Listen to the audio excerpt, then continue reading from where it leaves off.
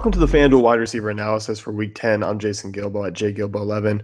With me is Justin Elick at Big Italy 42. You're looking at wide receivers this week. A lot of these guys I like quite a bit. And it seems to be quite a bit of value. And you kind of were coming over from the running back pod where I know you're looking to pay up this week. And I think that kind of shows within the wide receivers because you're kind of sticking in that mid-range. Yeah, I mean, it would be easy to go and say Julio Jones, Antonio Brown, and Mike Evans, obviously all of which are great plays, but there's no way you're getting David Johnson and two of those guys. So I had to go with some value here, of course. But starting off, of course, my favorite of the top guys, as expected, is Mike Evans, as he always is, because he's just the god among men. And despite the fact that he has quite possibly the worst quarterback ever to play in the NFL, throwing him passes, he's still producing at a ridiculously high level. And, I mean, he has 2 games this year with 17 or more targets. Last week he had 17. He had 18 the second week of the year. He scored in all but 2 games. Last week, 11 for 150 and 2 touchdowns, his second 2-touchdown game. I mean, this is the spot for him against Chicago, team that is not a particularly good defense. They ranked 20th against number 1 receivers, and team total of 22 points here for Tampa Bay kind of is speaking more to the fact that they don't really have a running game right now, and we don't seem to know who's even going to be playing or healthy. But, I mean, there's one constant in this offense, and it's Mike Evans. And, you know, at least Jameis Winston knows where his bread is buttered, and he just throws the ball his way, 12-plus times every single game. And he's already had his bye week and still leads the league in targets. I mean, he's the greatest thing that's ever happened to the NFL. Those are just strong takes. I mean, Jesus. Jameis Winston's the worst person to walk through the NFL doors. I mean, Mike Evans is out there overseeing, Jerry Rice, Randy Moss. I mean, he's on his way. I'll say he's going to be a Hall of Famer one day, right? I'm sure. Yeah. There's no. I'd rather have Greg Oden on my basketball team than James Winston on my football team. With bad knees, not even when he was healthy. Now, literally right now, Greg Oden. Now, not before. Yeah, like right this minute. I mean, Winston, he's the most horrible quarterback to watch play football ever. Maybe he's not actually the worst quarterback, but I mean, and right now he's the worst starting quarterback in the NFL. I think there's a lot of Lions fans that would probably disagree with you before Stafford came along.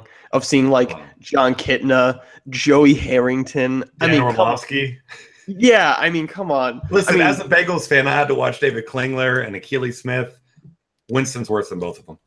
I got to watch Curtis Painter for a season. Hey, I mean, Curtis Painter was good in college. So? Just saying. He went to the same school as Drew Brees. Doesn't that count for something? Yeah, those Purdue Boilermakers really do turn out the NFL talent. yeah, I guess. I can't name another Purdue player right now, but they're out there. Yeah. Curtis Painter's still a backup somewhere, right? It's got to be. Has to be. Some high school team. We can figure it out. Yeah, we'll figure that out later. Jordan Matthews, 5,900, really cheap price tag here on FanDuel. Gets a matchup against the Falcons, and it looks like Desmond Trufant is out this week, so nice. That's definitely going to be an upgrade for him. Yeah, I mean, we mentioned a couple minutes ago how you really can't pay up for 2 wide receivers, so I'm not going to insult your intelligence and tell you that you got to get Antonio Brown and Mike Evans because it's not going to happen unless you're being dumb and not playing David Johnson, but you're probably not doing that. So, I mean, 5,900, I think I don't want to say as obvious of a play as David Johnson because it certainly isn't. He's nowhere near as good of a play, but price considered, I mean, I think he's easily the best play in that price range for cash games because – he's getting a ton of targets, 25 over the last 2 weeks. Like you said, Desmond Trufant's out. And, the Eagles probably going to be playing from behind again, I think, at least. And they're realizing, Darren Sproles the number 1 running back. I like him. But he's not a guy that's going to be able to carry the load and keep your team in the game. They need to be able to throw the ball. Carson Wentz hasn't been particularly good. But when you've got a guy like Jordan Matthews who, albeit inconsistent, is a big target, he's a talented player. He just needs to get opportunity and build some confidence. And, I mean, 5,900 for him, I think he's a safe bet, at least to get 6 for 60 yards and probably more. I mean, when you look at this in the price tag and obviously the name and volume that comes into play, this is a really nice wide receiver 3 play this week that you usually don't get. Yep. I mean, we usually don't see Jordan Matthews at 5,900. And obviously we know, his floor has been lower at times, but I don't think really it's that low in this type of game and what he's been doing over the last few weeks. So I mean, in terms of a cash game play, I mean, this frees up salary and you're getting a top play on the board this week. Yeah, I mean, he was 7K earlier this season. I don't know that he was over 7. I remember him being exactly 7 one week. So nice discount. I mean, he did struggle for a while, but a lot of that was Carson Wentz. I mean, we saw him be terrible for about a month straight there. So. Yeah, and he was in some tougher matchups. So GPP wide receivers, looking at JJ Nelson. If you didn't know his first name, it's Jamarcus. You and I both learned that today. So, you know, I don't know what the second J is for, but it's That's what I was about to ask. Well, it's Jamarcus Nelson. I just started to Google it and I typed in JJ Barea, so that tells you where my head's been at. But I got to know what this guy's. Let's see, Roto-World will have it, right? And Curtis Painter is not. He's a free agent right now, so there's that news. Somebody's gonna have to scoop him up. I mean, that's a big miss. But it's got to be the Bengals. No, come on. Well, I don't need that. Oh wait, here we go. Jamarcus JJ Nelson. It just says Jamarcus JJ. So the second J is just a J. Jamarcus J Nelson. I'm gonna stick. It's kind of like Craig T Nelson. Jamarcus J Nelson. Oh, I'm gonna stick by Jamarcus Nelson though. Yeah, I like that. But either way, I mean, regardless of whatever his name may be, maybe he doesn't even know by now. If people are giving him whatever names they want, but $5,600. It's a little bit of a risky play. I left it for GPPs kind of because they are 13-point favorites. It's going to be a massacre. I don't see any scenario where the 49ers even keep this one close. But either way, he's obviously the number 2. Team even said he's the number 2. Michael, Floyd, John Brown, even when they're healthy, they've been just terrible for the most part, aside from that one game that John Brown had where he was really good. But Nelson's been, you know, he's a deep play threat. He's been getting a ton of targets over the past couple weeks. And, I mean, we've just seen what this 49er defense has done. It's been just absolutely horrible. So, I mean, they've given up a 2-score game in 3 of their last 4 games. Larry Fitzgerald, Mike Evans, and Michael Thomas. So, JJ Nelson, not quite the caliber of at least 2 of those guys. But, I mean, definitely a guy with some upside. If the 49ers can keep this one close, score some points at least till halftime, Nelson definitely has some upside here. Yeah, it definitely does. And with the team total, I mean, you know, 30, it's the only one. It's the highest of the week. You look, I mean, 4 or 5 touchdowns I'm expecting from this team. And, you know, if 2 of them come from David Johnson, I think it's safe to say 2 or 3 are coming from four as you pointed out. David Johnson's getting 4 minimum. So it means there's going to be 1 measly touchdown left over for either the defense or Carson Palmer this week. Oh, yeah, that's true. Okay, so 3 for David, 2 for the defense, 2 for JJ Nelson. 49-6. There you go. that's not an actual prediction, but don't be surprised if it is 49-6. Demaryius Thomas, you're looking at here next, 7,500, and obviously I think the matchup's great. Everything kind of lines up. It's more just the quarterback play that kind of leaves things to be a little bit safer. You wish you could be, but it really isn't that in terms of cash. You like more GPPs.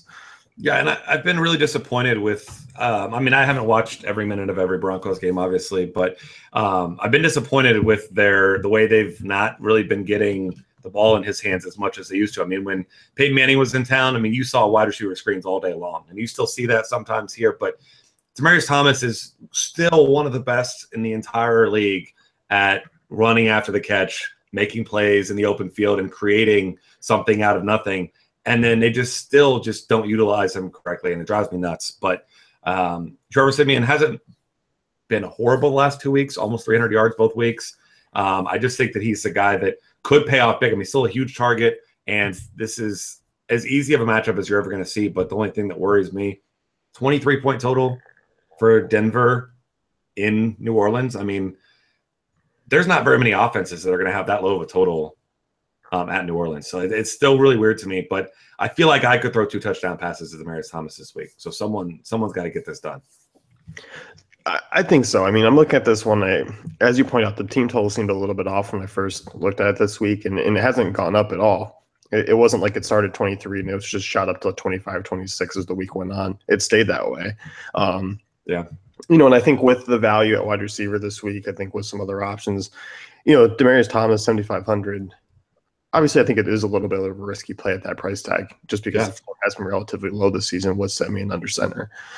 Yeah, no, absolutely. It's definitely not a guy I would consider in cash games at all. If I'm going to play a Bronco in cash games, it'd definitely be Sanders. But I do think that Thomas has more upside, because you're not throwing the ball, you're not throwing a fade route in the end zone to Emmanuel Sanders.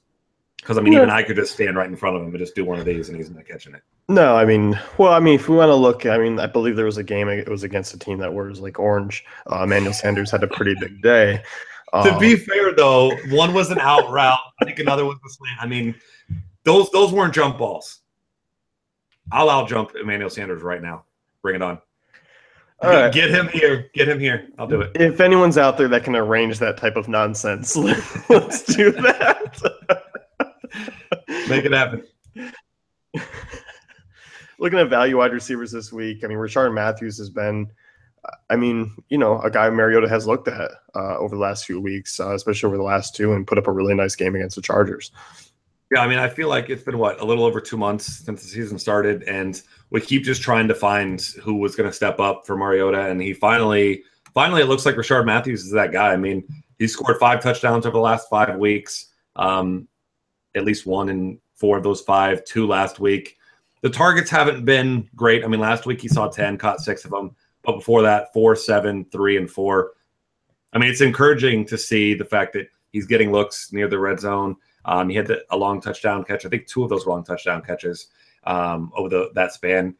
And, as good as Mariota has been, really Delaney Walker has been the only consistent piece in that passing game. But it seems like Rishard Matthews is finally becoming that. He's sub 6K. Obviously, if you're playing one guy in that range, you're playing Jordan Matthews. But I think he's a nice pivot off of that for a similar price. It's going to be lower owned. And, I mean, Titans are, over the last 3 weeks, scoring 32 points a game. So they're scoring a ton of points. That defense isn't really stopping anyone either. So you imagine this one could just be another shootout. And, I mean, I wouldn't be surprised to see them go over that team total 23 points there.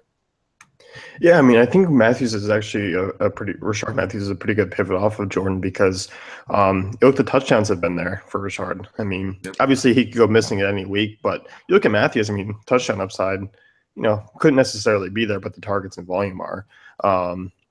So if Matthews gets those 2 touchdowns, I mean, you could be looking at a pretty significant edge. Yeah, absolutely. And I mean, if you want to go top receiver and 2 top running backs, you can play both those guys, and I don't think that's too bad either. Yeah, definitely. Next one here, you're looking at Eli Rogers, 4,900, taking on the Cowboys at home. Obviously, we know Pittsburgh's offense has been a little bit of a slump, but they do, should get a jump start back at home where they've been pretty good all year. Yeah, and I mean, it's crazy to see the kind of drop-off we saw from Sammy Coates. He had that big game against the Jets, and the last 3 weeks he's had 10 targets, and he's caught 1 pass for 4 yards. I mean, last week was kind of just a nightmare for the Steelers until their Jacksonville Jaguars type of fourth quarter they had with Antonio Brown just making something out of nothing. But, I mean, Eli Rogers had over 100 yards last week. He saw a ton of targets. I'm not saying he's going to see 10 targets again because I don't imagine that the Steelers will be down by 21 points in this game. I hope that they are.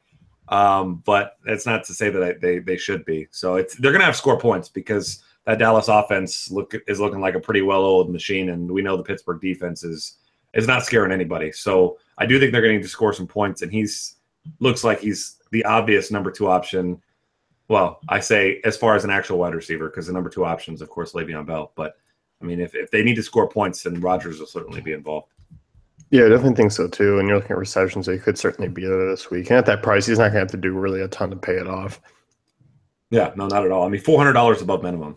Yeah. So let's go wrap things up with the FanDuel wide receiver analysis for Week 10. Be sure to head on over to DaveFantasyCafe.com. Check out the great tools and content.